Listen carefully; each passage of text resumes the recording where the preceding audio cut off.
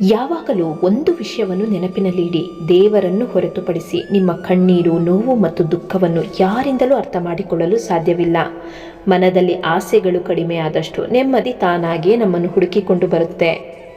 ಒಳ್ಳೆಯವರಾಗಿ ನಟಿಸಿದರೆ ಜನಗಳನ್ನು ನಂಬಿಸಬಹುದಷ್ಟೇ, ಮೇಲೆ ಕೂತು ನೋಡುತ್ತಿರುವ ದೇವರನ್ನಲ್ಲ. ಮಾತು ಮುಗಿದಿರಬಹುದು, ಪ್ರೀತಿ ಸಿಗದಿರಬಹುದು, ಸ್ನೇಹ ಕೈಕೊಟ್ಟಿರಬಹುದು, ಸಂಬಂಧಿಕರು ಕಡೆಗಣಿಸಿರಬಹುದು. ಆದರೆ ನೆನಪಿಡಿ, ಯಾರಿಲ್ಲದಿದ್ದರೂ ಜೀವನ ಸಾಗೇ ಸಾಗುತ್ತೆ. ನಾವು ಸಂಪಾದಿಸಿದ್ದು ಯಾವುದು ನಮ್ಮದಲ್ಲ, ಆದರೆ ಒಳ್ಳೆಯ ಗುಣ, ನಡತೆ, ದಾನ ಧರ್ಮ, ನಾವು ಮಾಡಿದ ಪುಣ್ಯ, ಇಷ್ಟವಾದವರ ಹೃದಯದಲ್ಲಿ ಪ್ರೀತಿ, ಇವುಗಳೇ ನಾವು ಸಂಪಾದಿಸುವ ಕೋಟಿ ಆಸ್ತಿ. ಹಣದಿಂದ ಎಲ್ಲಿ ಬೇಕಾದರೂ ಸ್ಥಳ ಖರೀದಿಸಬಹುದು, ಆದರೆ ಮತ್ತೊಬ್ಬರ ಹೃದಯದಲ್ಲಿ ಕೊಂಚ ಜಾಗ ಕೂಡ ಖರೀದಿಸಲು ಸಾಧ್ಯವಿಲ್ಲ. ಅದು ಕೇವಲ ಒಳ್ಳೆಯ ಗುಣ ಹಾಗೂ ಪ್ರೀತಿಯಿಂದ ಮಾತ್ರ ಸಾಧ್ಯ. ಅತಿ ಬುದ್ಧಿವಂತಿಕೆಯಿಂದ ಮೋಸ ಮಾಡಿದವರು ಸಮಯ ಬಂದಾಗ ಅತಿ ದಡ್ಡತನದಿಂದಲೇ ಮೋಸ ಹೋಗುವುದು ಖಚಿತ. ಈ ಜನರು ನೀವು ಮಾಡಿರುವ 1000 ಒಳ್ಳೆಯ ಕೆಲಸಗಳನ್ನು ನೆನಪಿಟ್ಟುಕೊಳ್ಳುತ್ತಾರೋ ಇಲ್ವೋ, ಆದರೆ ನೀವು ಮಾಡುವಂಥ ಒಂದೇ ಒಂದು ತಪ್ಪನ್ನು ಮಾತ್ರ ಹೆಚ್ಚು ನೆನಪಿನಲ್ಲಿಟ್ಟುಕೊಳ್ಳುತ್ತಾರೆ. ವಿಶ್ವಾಸದಲ್ಲೇ ವಿಷ ಇರುತ್ತೆ, ಎಚ್ಚರದಿಂದಿರಿ. ಮನಸ್ಸು ಎಲ್ಲರಿಗೂ ಇರುತ್ತೆ, ಆದರೆ ಅರ್ಥ ಮಾಡಿಕೊಳ್ಳೋ ಮನಸ್ಸು ಕೆಲವರಿಗೆ ಮಾತ್ರ ಇರುತ್ತೆ. ಬಡತನ ಇದ್ದರೆ ಏನಾಯಿತು, ಬದುಕೋಕೆ ನೀ ಖುಷಿಯಾಗಿದ್ದರೆ ಅಷ್ಟೇ ಸಾಕು.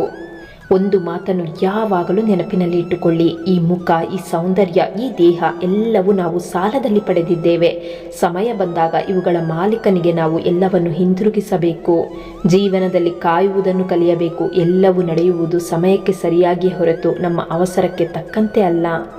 ಬದುಕು ಕೆಸರಾಗಿದ್ರೂ ಪರವಾಗಿಲ್ಲ, ಆದರೆ ನೀವು ತಾವರೆಯಂತೆ ಬದುಕಿ. ಒಳ್ಳೆಯ ಸಮಯ ಬರುವಾಗ ಕೆಟ್ಟ ದಿನಗಳ ಕಾವು ಹೆಚ್ಚಾಗಿ ಕಾಣುತ್ತೆ. ವಿಪರೀತ ಪರೀಕ್ಷೆಗಳು ಉದ್ಭವಿಸುತ್ತೆ, ಕೊನೆಗೆ ನಿರೀಕ್ಷೆಗೂ ಮೀರಿದ ಸುಖವನ್ನು ತಂದುಕೊಡುತ್ತೆ.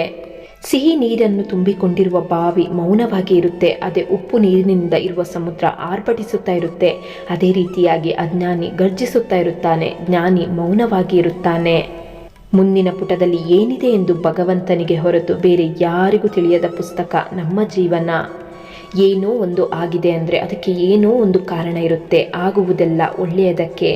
ಏನು ತಿಳಿಯದವರನ್ನು ಪರಿವರ್ತಿಸುವುದು ಸುಲಭ, ಎಲ್ಲವೂ ತಿಳಿದು ಗೊತ್ತಿಲ್ಲದಂತೆ ಸೋಗು ಹಾಕುವವರನ್ನು ತಿದ್ದುವುದು ಕಷ್ಟ.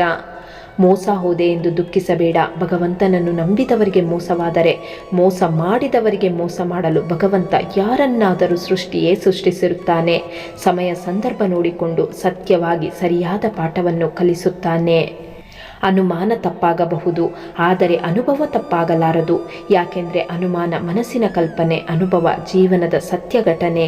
ಮನೆ ಅಂದಮೇಲೆ ಕಸ ಬರುತ್ತೆ, ಬದುಕು ಅಂದಮೇಲೆ ಕಷ್ಟ ಇರುತ್ತೆ. ಕಸವಾದರೆ ಗುಡಿಸಬೇಕು, ಕಷ್ಟವಾದರೆ ಜಯಿಸಬೇಕು. ತಮ್ಮನ್ನೇ ಅರಿಯದವರು ನಮ್ಮನ್ನು ಅಳೆಯುವರು, ತಾನೇ ತಪ್ಪಾದರೂ ನಮ್ಮನ್ನು ತಿದ್ದುವರು. ಓ ಮನುಜ, ನೀನು ಕಟ್ಟಿದ ಮನೆಯಲ್ಲೇ ನಿನಗೆ ಜಾಗವಿಲ್ಲ. ಅಂತಹದ್ರಲ್ಲಿ ಜನನ, ಜೀವನ, ಮರಣ ಎಂಬ ಈ 3 ದಿನದ ಸಂತೆಯಲ್ಲಿ ಸ್ವಾರ್ಥ, ಅಹಂಕಾರ, ದೊಡ್ಡಸ್ತಿಕೆ ತೋರುವುದರಲ್ಲಿ ಅರ್ಥವೇ ಇಲ್ಲ.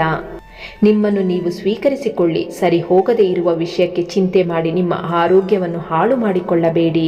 ಮನಸ್ಸಿನಲ್ಲಿ ಕೊಳಕು ತುಂಬಿಕೊಂಡು ಹೊರಗಡೆ ಚಿನ್ನದಂತೆ ಹೊಳೆಯುವ ಬದಲು ಒಳಗಡೆ ಜೇನಿನಂತೆ ಸಿಹಿ ತುಂಬಿಕೊಂಡು ಹೊರಗಡೆ ಮಣ್ಣಿನ ಮಡಕೆಯಂತೆ ಇದ್ದರೂ ಪರವಾಗಿಲ್ಲ. ಹೊಳೆಯುವುದು ಮುಖ್ಯವಲ್ಲ, ಒಳ್ಳೆಯ ಮನಸ್ಸು ಇರುವುದು ತುಂಬ ಮುಖ್ಯ. ಜೀವನದಲ್ಲಿ ಸಮಸ್ಯೆಗಳು ಬಂದಾಗ ನಾವು ಯಾರ ಹತ್ತಿರ ಸಲಹೆಗಳನ್ನು ತೆಗೆದುಕೊಳ್ಳುತ್ತೇವೆ ಎನ್ನುವುದು ತುಂಬ ಮುಖ್ಯ. ಯಾಕೆಂದರೆ ದುರ್ಯೋಧನ ಶಕುನಿ ಹತ್ತಿರ ಸಲಹೆಗಳನ್ನು ಕೇಳುತ್ತಿದ್ದ, ಆದರೆ ಅರ್ಜುನ ಶ್ರೀಕೃಷ್ಣನ ಹತ್ತಿರ ಸಲಹೆಗಳನ್ನು ತೆಗೆದುಕೊಳ್ಳುತ್ತಿದ್ದ. ಒಳ್ಳೆಯವರಿಗೆ, ಇತರರಿಗೆ ಒಳ್ಳೆಯದನ್ನು ಮಾಡುವ ವ್ಯಕ್ತಿಗಳು ಯಾವಾಗಲೂ ತೊಂದರೆಗಳನ್ನು ಎದುರಿಸಬೇಕಾಗುತ್ತೆ. ಯಾಕೆಂದರೆ ಯಾವಾಗಲೂ ಹಣ್ಣುಗಳನ್ನು ನೀಡುವ ಮರವು ಕಲ್ಲಿನ ಏಟನ್ನು ಸಹಿಸಿಕೊಳ್ಳಬೇಕಾಗುತ್ತೆ. ಹಾಗೆಯೇ ಅವರ ಒಳ್ಳೆಯತನದಿಂದಲೇ ಅವರು ಹೆಚ್ಚು ಕಷ್ಟವನ್ನು, ಹೆಚ್ಚು ಕೆಟ್ಟತನವನ್ನು ಅನುಭವಿಸಬೇಕಾಗುತ್ತೆ.